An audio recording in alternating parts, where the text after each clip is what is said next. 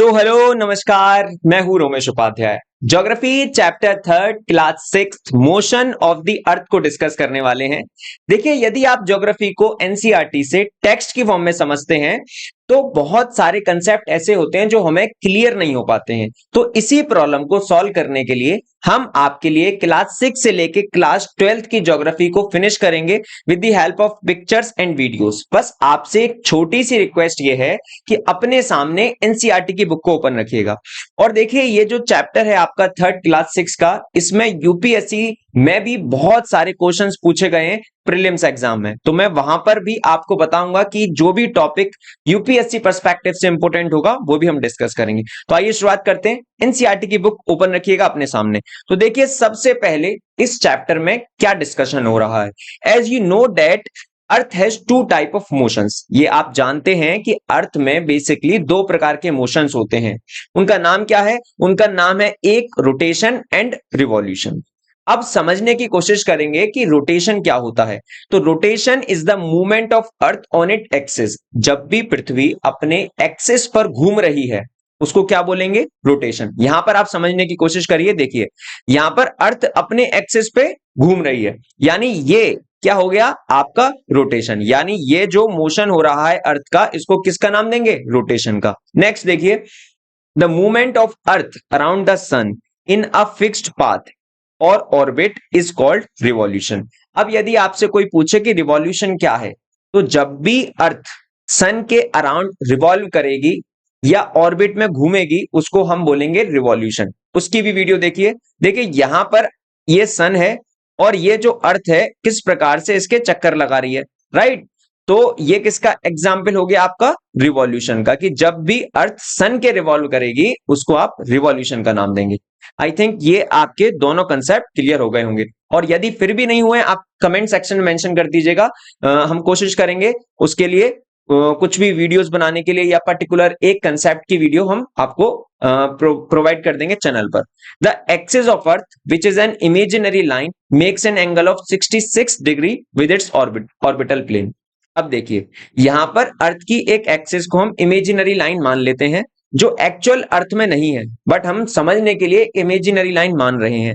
अब यहां पर इस इमेज में देखिए, यहां पर आपको ये एक प्रकार की इमेजिनरी लाइन दिख रही होगी, राइट। ये डॉटेड पोर्शन में ये हमने क्या मान लिया? एक प्लेन मान लिया है जिस पर अर्थ घूम रही है, जिस पर अर्थ घूम रही है, राइट। उसके बाद देखिए, और देखिए यहां पर मैं आपको बता देता हूं, यहां पर आपको ये अर्थ थोड़ी सी टिल्ट दिख रही है, राइट। एक्चुअल में अर्थ इसी प्रकार से इंक्लाइंड है, थोड़ी झुकी हुई है, थोड़ी टिल्ट है, राइट। अर्थ बिल्कुल ऐसी नहीं है, बिल्कुल आप सोचें कि बिल्कुल सर्किल या स्फेरिकल शेप में हो, थोड़ी सी झुकी हुई है, राइट। चलिए, उसके बाद यहां पर क्या चर्चा हो रही है ये देखते हैं। The plane formed by the orbit is known as orbital plane. अब यहां पर देखिए ध्यानपूर्वक कि जो प्लेन फॉर्म किया जाएगा ऑर्बिट के द्वारा, यानी जिस पर अर्थ घूम रही है, जिस ऑर्बिट में अर्थ घूम रही है, जिस प्लेन पर, राइट, उसको क्या बोलेंगे? Orbital plane. अब यहां पर देखिए, ऑर्बिटल प्लेन की यदि हम बात करें तो ये वाली लाइन जो आपको दिख रही है ये क्या कहलाएगी? आपकी ऑर्बिटल प्लेन। क्योंकि यहां पर अर्थ क्या है? ऑर्बिट कर रही है, बट किस प्लेन पर कर रही है? या फिर ऐसा समझ लीजिए कि ऑर्बिट के द्वारा बनाया गया प्लेन, उसको क्या बोलेंगे? Orbital plane, right. चलिए, the earth receive lights from the sun. ये आप जानते हैं कि पृथ्वी पर खुद की तो कोई लाइट नहीं है, राइट। पृथ्वी हमेशा कहां से लाइट लेती है? सन से, राइट। चलिए, due to the spherical shape of the earth only half of it gets light from the sun at a time. देखिए, अब यहां पर आइए, ये है आपका सन, राइट। अब यहां से सन की जो लाइट रेज हैं वो अर्थ पर पड़ रही हैं, बट ध्यानपूर्वक देखिएगा कि इतना हिस्सा तो यहां पर आपको लाइट देखने को मिल रही है, बट इधर वाले हिस्से में आपको क्या? डार्कनेस देखने को मिल रही है। क्योंकि जब पृथ्वी अपने एक्सिस पर घूम रही है, कंटिन्यूअस घूम रही है, तो होगा क्या कि एक समय में आपको पृथ्वी के एक हिस्से पर दिन दिखेगा और दूसरे हिस्से पर रात दिखेगी। यानी मान लीजिए नाइट है और इधर है डे।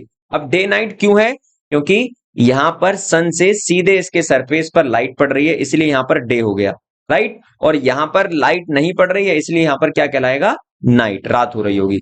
चलिए, अब देखिए, the circle that divides the day from night on the globe is called the circle of illumination. अब यहां पर ये देखिए सर्किल आपको दिख रहा है, ये लाइन को किस नाम से हमने बोला? Circle of illumination. क्यों बोला? क्योंकि ये क्या काम कर रहा है कि दिन और रात को एक तरीके से डिवाइड करने का काम कर रहा है। कैसे? अब यहां से सन की लाइट पड़ रही है, इस तरफ उजाला हो रहा है और इस तरफ डार्कनेस है। तो एक ऐसा सर्कल जो कि दिन और रात को ग्लोब पर डिवाइड कर रहा है, उसको किस नाम से जाना जाएगा? Circle of illumination. The circle does not coincide with the axis as you see in the figure 3.2। अब देखिए यहां 3.2 फिगर में देखिए कि day and night on the earth due to rotation. ये आपको पता होना चाहिए कि दिन और रात जो होते हैं वो किस मूवमेंट की वजह से होते हैं। ये भी देखिए, ये भी सुनिए, दिन और रात जो अर्थ के अंदर होते हैं वो होते हैं आपके किस मोशन ऑफ अर्थ की वजह से? तो उसका नाम है रोटेशन। क्या नाम है उसका? रोटेशन। याद रखिएगा, यदि कोई आपसे पूछे कि दिन और रात किस मोशन की वजह से होते हैं तो आप क्या बोलेंगे? कि रोटेशन की वजह से, रिवॉल्यूशन की वजह से नहीं। Next, the circle does not coincide with the, ये हमने डिस्कस कर लिया। The earth takes about 24 hour to complete one rotation around its axis. तो देखिए पृथ्वी अपने एक्सिस पर घूमने के लिए लगभग 24 घंटे लगाती है, राइट? जिसको आप एक दिन बोलते हैं वन डे बराबर, यानी एक दिन में कितने घंटे होते हैं? 24। वन डे बराबर या one day is equal to 24 hour, यानी एक रोटेशन को कंप्लीट करने के लिए, राइट, पृथ्वी एक दिन का समय ले रही है या फिर 24 घंटे का समय ले रही है। और इसी पीरियड ऑफ रोटेशन को बोला जाता है अर्थ डे। किस नाम से जाना जाता है? अर्थ डे के नाम से, right? The daily, this is the daily motion of the अर्थ, और ये पूरी साल भर होता रहता है, राइट?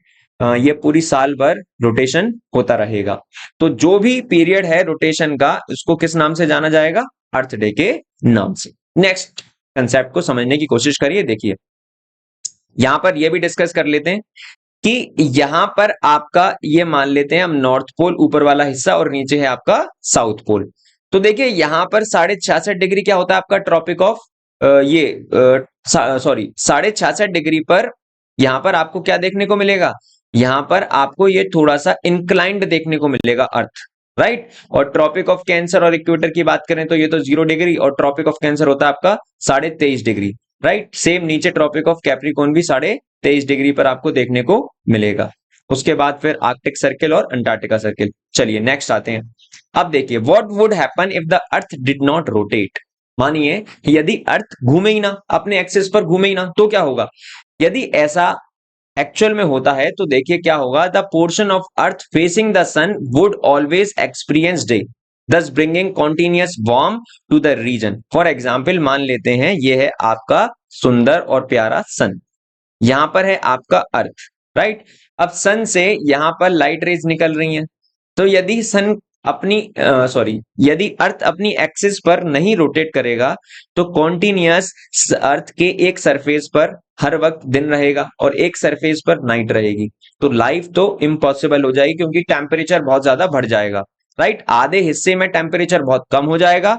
मानिए यहां पर रात है, इधर वाले हिस्से में नाइट है, तो यहां टेम्परेचर बहुत कम होने लगेगा, यहां टेम्परेचर बहुत बढ़ने लगेगा। इससे होगा क्या कि आधा हिस्से में बहुत ज्यादा गर्मी और आधा हिस्से में बहुत ज्यादा सर्दी आपको देखने को मिलेगी, जिसकी वजह से लाइफ एक्सट्रीम कंडीशंस हो जाएंगी और लाइफ पॉसिबल नहीं होगी, राइट? चलिए अब बात करते हैं दूसरे मोशन की जिसका नाम है रिवॉल्यूशन। तो दूसरा जो मोशन है अर्थ का, जो कि सन के अराउंड जब अर्थ मूव करता है, उसको आप किस नाम से जानते हैं? रिवॉल्यूशन के नाम से। और अर्थ को एक रिवॉल्यूशन कंप्लीट करने के लिए, जैसे हमने यहां पर इस डायग्राम में देखा था, देखिए इस वाले डायग्राम में देखिए यहां पर ये अर्थ घूम रहा है सन के अराउंड, तो इस पूरे रिवॉल्यूशन को कंप्लीट करने के लिए कितना समय लगता है अर्थ को? 365 डेज। बट एक्चुअली में 365 डेज नहीं लगता है, 365.25 डेज। अब आप बोलोगे सर ये 0.25 का चक्कर क्या है? इसीलिए क्योंकि आपको पता होगा 4 साल बाद क्या आता है? लीप ईयर, और लीप ईयर में कितने डेज हो जाते हैं आपके? 366। तो एक्चुअल समय जो लगता है एक रिवॉल्यूशन को कंप्लीट करने के लिए अर्थ का, वो होता है 365.25 डेज, राइट? चलिए अब यहां पर हम क्या कर लेते हैं कि 0.25 यानी 6 आवर्स को यार थोड़ा सा कंफ्यूजन क्रिएट ना हो तो उसको अपने कन्वीनियंस के हिसाब से 365 ही मान लेते हैं। अब 6 आवर का मतलब क्या है? 6 को जब आप कन्वर्ट करेंगे, राइट, तो यहां पर ये क्या निकल कर आ जाएगा? 0.25।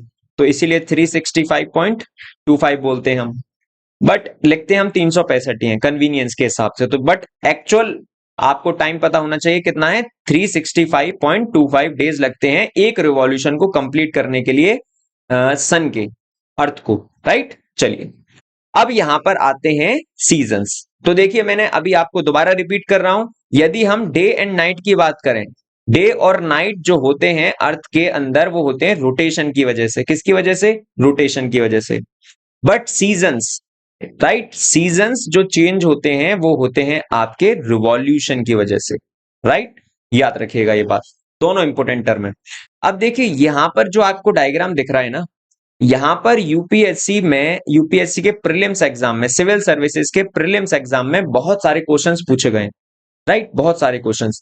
तो इस कंसेप्ट को थोड़ा सा, ये टिपिकल भी है, आप ध्यानपूर्वक समझने की कोशिश करिएगा। बस मुझको ध्यान से सुनना है और सामने स्क्रीन पर देखना है, सब कुछ क्लियर हो जाएगा। देखिए ये है आपका सन, और यहां से सन से रेज निकल रही हैं, राइट, अलग अलग अर्थ पर जा रही हैं। तो सबसे पहले हम यहां से डिस्कस करेंगे, फिर धीरे धीरे कर कर यहां तक आ जाएंगे। तो सबसे पहले हम बात करते हैं आपका समर सोलिस्टिस के लिए। तो देखिए अब आपकी एनसीईआरटी में क्या है ये भी डिस्कस कर लेते हैं। पहले तो ये लीप ईयर की चर्चा हो रही है, उसको देखते हैं। 6 hour save every year are added to make 1 day over a span of 4 year, right. देखिए हर साल में 6 घंटे और लगते हैं, 365 पॉइंट ऐसा प्लस 6 आवर्स ऐसे बोल सकते हैं। मतलब एक साल में इतना समय लगता है अर्थ को घूमने के लिए सन के अराउंड। तो यदि आप इसको 4 साल बाद करेंगे तो ये डेज इसमें कन्वर्ट हो जाएंगे 366 में, जो मैं अभी आपको बता रहा था। तो जिस साल के अंदर, जिस ईयर के अंदर 366 डेज होते हैं उसको हम बोलते हैं लीप ईयर। और लीप ईयर में फरवरी के अंदर कितने डेज हो जाते हैं? 29। और नॉर्मल ईयर्स के अंदर फरवरी के अंदर कितने डेज होते हैं? 28 डेज, राइट। जो भी नॉर्मल ईयर्स हैं, जो लीप ईयर नहीं है, वो वहां पर फरवरी के अंदर आपको 28 दिन देखने को मिलते हैं, और लीप ईयर के अंदर आपको 29 दिन देखने को मिलते हैं फरवरी में, राइट। और उसी को हम बोलते हैं लीप ईयर।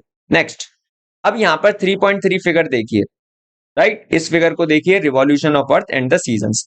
यहां पर आप देखेंगे कि एक बहुत क्लियरली दिख रहा है कि अर्थ जो है घूम रहा है, वो एक इलिप्टिकल ऑर्बिट में घूम रहा है। देखिए ध्यान से, इधर देखिए, यहां पर अर्थ आप देख रहे हो एक इलिप्टिकल ऑर्बिट में घूमते जा रहा है, रोटेट करते जा रहा है, रोटेट करते जा रहा है। सेम यहां पर भी आप देख लीजिए कि यहां पर मानिए ये ऐसे इलिप्टिकल ऑर्बिट में, जैसे ये मानिए ऐसे इलिप्टिकल ऑर्बिट में आपको घूमता हुआ दिखेगा। और या फिर यहां पर आप इस वीडियो में भी देख सकते हैं, ये इलिप्टिकल ऑर्बिट में, ग्लोब पर इलिप्टिकल ऑर्बिट ही एक तरीके से हम देख सकते हैं, जो बनाते हैं समझने के लिए।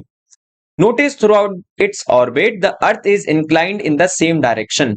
और अर्थ हमेशा एक तरफ ही झुका हुआ रहता है, right. A year usually divided into summer, winter, spring and autumn seasons. देखिए एक साल, हम एक साल को 4 सीजन्स में डिवाइड कर लेते हैं। कौन कौन से season? Summer, winter, spring and autumn seasons, right. अब हम एक एक सीजन को समझेंगे कि किस प्रकार से अर्थ का रिवॉल्यूशन सीजन को चेंज कर रहा है, right.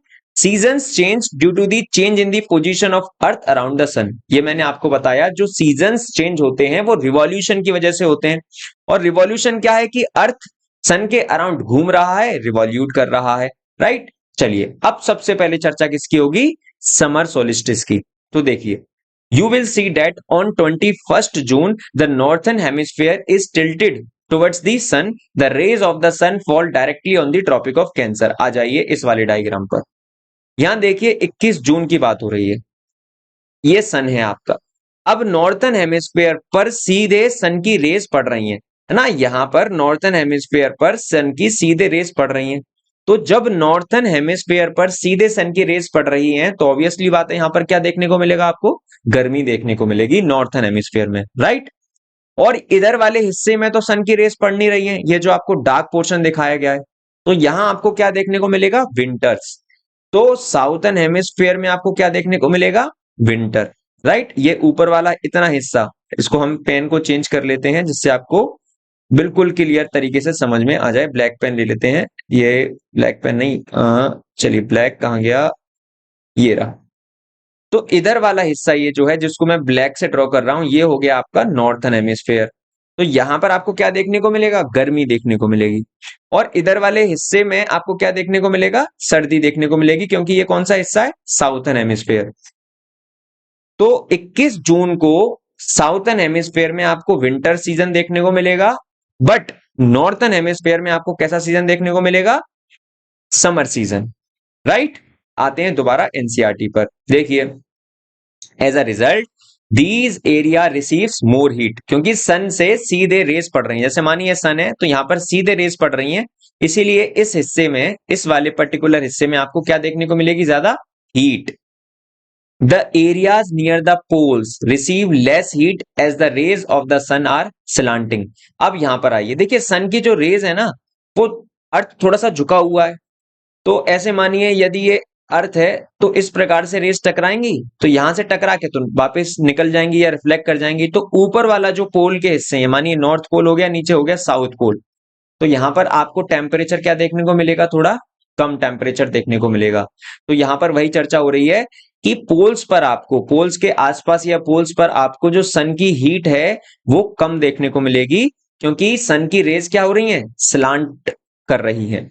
The north pole is incline towards the sun and places beyond the Arctic Circle experience continuous daylight for about 6 months। देखिए ये बहुत जरूरी लाइन है, इसको समझने की कोशिश करिए ध्यानपूर्वक, कि जो नॉर्थ पोल है, ठीक है, वो इंक्लाइंड है, थोड़ा झुका हुआ है, किसकी तरफ, सन की तरफ, 21 जून में। यहां पर देखिए ध्यानपूर्वक, चलिए इसको हटा देते हैं, ये थोड़ा सा erase all ink on the side. अब देखिए 21 जून को अर्थ का जो नॉर्थन पार्ट है, यानी नॉर्थन हेमिस्फीयर, थोड़ा सन की तरफ झुका हुआ है। राइट, देखिए ये सन है तो सन की तरफ झुका हुआ है ना, इतना वाला हिस्सा, ये वाला हिस्सा सन की तरफ झुका हुआ है। तो अब यहां पर क्या चर्चा हो रही है कि जो नॉर्थ पोल है सन का, सॉरी अर्थ का, वो सन की तरफ झुका हुआ है, तो होगा क्या उससे, कि जो आर्टिक सर्किल से आगे का हिस्सा है वहां पर आपको कॉन्टिन्यूअस डे लाइट देखने को मिलेगा 6 महीने तक। Since a large portion of the northern hemisphere is getting light from the sun, इसीलिए नॉर्थन हेमिस्फीयर के ज्यादातर हिस्से में सन की लाइट आ रही है। It is summer in the region north of the equator. और यदि देखिए अर्थ की यदि हम बात करें, यहां पर पेन का कलर चेंज करना पड़ेगा, ये अर्थ है आपका और ये है आपका 0 डिग्री पर इक्वेटर। तो इक्वेटर से नॉर्थ की तरफ यानी ऊपर की तरफ, ये नॉर्थ डायरेक्शन, ये साउथ, ये वेस्ट और ये ईस्ट। राइट, तो इक्वेटर से ऊपर की तरफ इस वाले पूरे हिस्से में आपको क्या सीजन देखने को मिलेगा, समर सीजन। और इसी को क्या बोला जाता है, समर सोलिस्टिस। तो देखिए अब यहां पर समर देखने को मिलेगा इक्वेटर से नॉर्थ में। तो the longest day and the shortest night at these places occur on 21 जून। तो आपको क्या देखने को मिलेगा, ये देखने को मिलेगा कि 21 जून को नॉर्थन हेमिस्फीयर में सबसे बड़ा दिन होगा, सबसे बड़ा दिन होगा, और रात क्या होगी, सबसे छोटी, शॉर्टेस्ट नाइट देखने को मिलेगी 21 जून को नॉर्थन हेमिस्फीयर में, याद रखिएगा। राइट, उसके बाद at this time in the southern hemisphere, और साउथर्न हेमिस्फीयर में इसके जस्ट अपोजिट कंडीशन होंगी, विपरीत कंडीशंस होंगी। नॉर्थर्न हेमिस्फीयर में गर्मी है तो साउथर्न हेमिस्फीयर में सर्दी देखने को मिलेगी। और साउथर्न हेमिस्फीयर के अंदर 21 जून को आपको, साउथर्न हेमिस्फीयर की बात कर रहा हूं, नाइट्स यानी रातें हो जाएंगी लंबी और दिन हो जाएंगे छोटे। जैसे फॉर एग्जाम्पल अगर इंडिया की बात करें तो गर्मियों में दिन बड़े होते हैं, राइट, और रातें छोटी होती हैं। यदि हम सर्दियों की बात करें, विंटर सीजन की बात करें, तो विंटर सीजन में रातें बड़ी होती हैं, दिन छोटे होते हैं। आई थिंक मैं आशा करता हूं, मैं ये सोच पा रहा हूं कि आप ये कंसेप्ट क्लियर कर गए होंगे कि किस प्रकार से हमने समर सोलिस्टिस को समझा है। राइट, एक और बार एक एनसीईआरटी को रीड कर लीजिएगा, तो आपका पूरा कंसेप्ट क्लियर हो जाएगा। दिस पोजीशन ऑफ द अर्थ, और इसी पोजीशन को अर्थ की क्या बोला जाता है, समर सोलिस्टिस बोला जाता है। राइट, नेक्स्ट, अब देखिए नेक्स्ट, अब यहां पर हम बात आ जाएंगे 22 दिसंबर को समझने की कोशिश करेंगे। तो 22 दिसंबर को विंटर सोलिस्टिस बोला जाता है।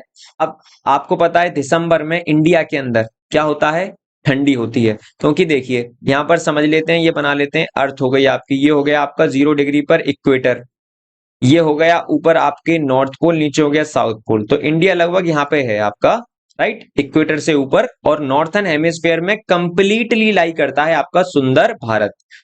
तो अब इंडिया की बात करें, या फिर इंडिया की रिस्पेक्ट की बात नहीं करेंगे क्योंकि हम यहाँ पर पूरा नॉर्थन और साउथन हेमिस्फीयर की चर्चा कर रहे हैं, बट मैं आपको बेसिकली बता रहा हूं कि देखिए इंडिया से आप ये समझ सकते हैं इस कंसेप्ट को कि इंडिया नॉर्थन हेमिस्फीयर में आता है, और दिसंबर में इंडिया में क्या होती है, सर्दी। यदि आप भूल पाए कि 21 या 22 दिसंबर को इंडिया में आपको सर्दी देखने को मिलेगी, और इंडिया कहां पर है, नॉर्थन हेमिस्फीयर में, तो ऐसे याद कर सकते हैं। तो 22 दिसंबर को नॉर्थन हेमिस्फीयर में क्या देखने को मिलेगी, सर्दी, और साउथन हेमिस्फीयर में क्या देखने को मिलेगी, गर्मी। अब ऐसा क्यों देखने को मिलेगा, देखिए ये है सन, सन से सीधे लाइट रेज। अब ये वाला हिस्सा क्या है आपका, इतना जिसमें लाइट लाइट कलर से दिखाया गया है, ये पूरा हिस्सा क्या है आपका, साउथन हेमिस्फीयर। तो इस पर सन की सीधे लाइट रेज पड़ रही है साउथन हेमिस्फीयर पर, इसीलिए यहां पर क्या देखने को मिली, गर्मी। और देखिए दूसरे पेन से हम यहां पर नॉर्थन हेमिस्फीयर को शो कर लेते हैं, ये वाला हिस्सा जो है, यहां पर आपको क्या देखने को मिलेगी, सर्दी, विंटर, क्योंकि यहां पर सन की लाइट रेज नहीं आ रही हैं, इसी वजह से यहां सर्दी देखने को मिलेगी। तो 22 दिसंबर को नॉर्थन हेमिस्फीयर में होता है विंटर, और साउथर्न हेमिस्फीयर में होता है समर। तो आइए एनसीईआरटी पर वापस। 22 दिसंबर को ट्रॉपिक ऑफ कैप्रिकॉर्न पर ज्यादा सन की रेज आती हैं, इसी वजह से होता क्या है, आपको साउथर्न हेमिस्फीयर में गर्मी देखने को मिलती है। और देखिए the direct rays of the sun as the south pole tilts towards it. तो साउथ पोल सन की तरफ थोड़ा झुक जाता है, इंक्लाइंड हो जाता है, टिल्ट हो जाता है, और सन की रेज आती हैं सीधे वर्टिकली फॉल करती हैं ट्रॉपिक ऑफ कैप्रिकॉर्न पर, यानी 23.5 डिग्री पर, राइट। और इसी वजह से यहां पर आपको साउथर्न हेमिस्फीयर में सन का ज्यादा हिस्सा देखने को मिलता है। इस डायग्राम से भी आप समझ सकते हैं, यहां से भी आपको क्लियर कर देता हूं। जैसे मानिए ये है आपका सन, इसको सन मान लेते हैं। तो सन से देखिए ये वाला हिस्सा जो आप लाइट कलर का देख रहे हैं, ये है आपका इस टॉपिक के हिसाब से साउथर्न हेमिस्फीयर, और ये बैक वाला हिस्सा हो गया आपका नॉर्थर्न हेमिस्फीयर, राइट। देखिए तो सन से सीधे इस वाले हिस्से में लाइट पड़ रही है साउथर्न पोल की तरफ, तो यहां पर क्या देखने को मिलेगी, गर्मी, और इधर डार्कनेस वाले हिस्से में क्या देखने को मिलेगी, विंटर, राइट। तो देखिए therefore it is summer in the southern hemisphere with longer days. तो अब 22 दिसंबर को साउथर्न हेमिस्फीयर के अंदर क्या देखने को मिलेगा, लंबा दिन और छोटी रातें, राइट। बट नॉर्थर्न हेमिस्फीयर में आपको क्या देखने को मिलेगा, छोटा दिन और लंबी रातें, राइट। चलिए the reverse happens in the northern hemisphere, और नॉर्थर्न हेमिस्फीयर में जस्ट इसका अपोजिट हो जाएगा, और अर्थ की इस पोजीशन को विंटर सोलिस्टिस के नाम से जाना जाता है। Do you know that Christmas is celebrated in Australia then in the summer season. देखिए यदि हम ऑस्ट्रेलिया की बात करें, तो देखिए ये है आपका इक्वेटर, और यहां पर है आपका नीचे साउथर्न हेमिस्फीयर में ऑस्ट्रेलिया। तो ये आपका क्रिसमस कब मनाया जाता है, इंडिया में 25 दिसंबर को बनाया जाता है। इंडिया क्या, पूरे विश्व में 25 दिसंबर को बनाया जाता है। तो 25 दिसंबर में इंडिया के अंदर क्या होती है, सर्दियां, बट ऑस्ट्रेलिया के अंदर क्या होती है, गर्मियां। रीजन, क्योंकि India is completely lie in the northern hemisphere, और 22 दिसंबर को नॉर्थर्न हेमिस्फीयर में सर्दी, साउथर्न हेमिस्फीयर में गर्मी। समझ गए होगे आप, ये क्या चक्कर है, किसका चक्कर है, विंटर सोलिस्टिस का। On 21 March and 23 September direct rays of the sun fall on the equator. आ जाइए इस डायग्राम पर। तो देखिए यहां पर सीधे अर्थ की रेज पड़ रही हैं, सॉरी सन की रेज पड़ रही हैं अर्थ पर, गलत बोल दिया मैंने। सन की रेज पड़ रही हैं सीधे किस पर, अर्थ पर। किस पर, ये 21 मार्च को और 23 सितंबर को सन की रेज पड़ रही हैं। तो 23 सितंबर को हम स्प्रिंग सीजन होता है, और 21 मार्च को होता है आपका स्प्रिंग सीजन और ऑटम सीजन, ये आपको देखने को मिलेंगे।